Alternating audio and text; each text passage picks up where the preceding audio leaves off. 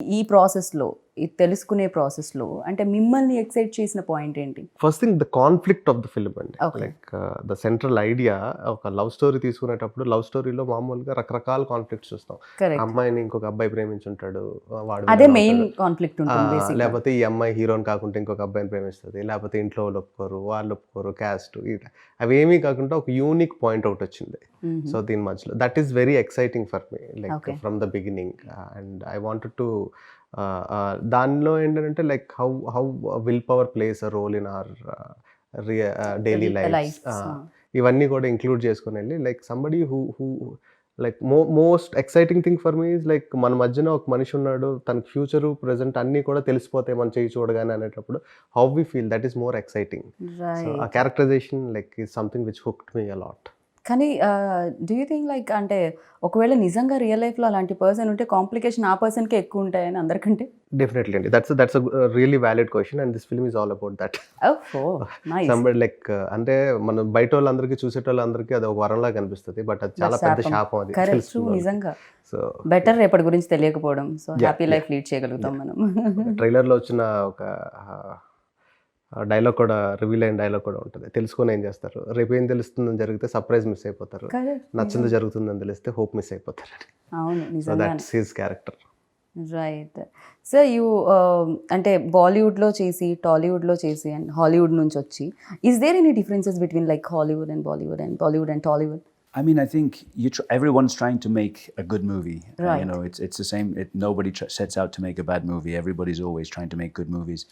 But I think Everybody, definitely, sir, because lot of money involved in this. exactly, So, yeah. it's a business. You know, as much as it's entertainment, it's a business. And I think from that point of view, the different cultures know their own audiences very well, Yeah.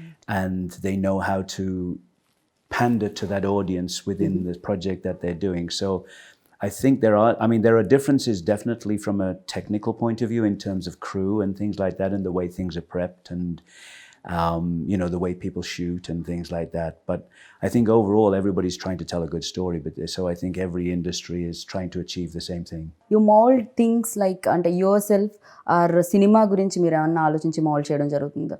For you like what important, culture or your culture? Well, I mean, I'm trying to understand. This is I'm doing my 5th movie right now. Radhe Shyam was my 4th movie in India.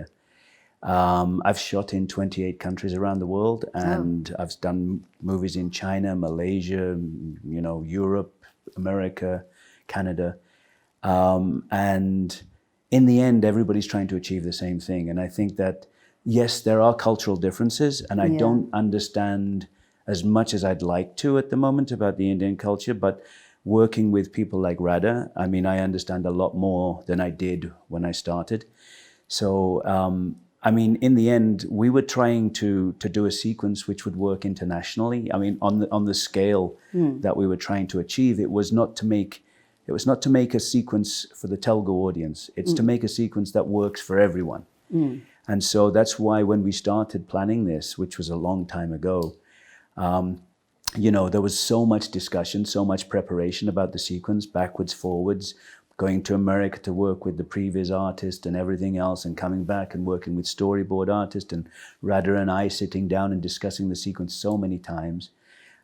When we finally got to shoot it, I mean, we were so well prepared in terms of, I mean, if you'd have walked into the office I was using at RFC, you know, there were boards all over the wall with every day. We had 4 stages going at the same time. No. And basically the four biggest stages at RFC, we were using them all at the same time. And we would go from one stage to the next stage so we could start that. And then we'd be preparing on the next stage to go there while that one was cleared off and other sets came in. And we had to be, because, you know, we were doing a shoot of that magnitude and scale, where we were trying to do things that were potentially beyond the budget and scope of the movie. We were trying to achieve something that would impress international audiences as well.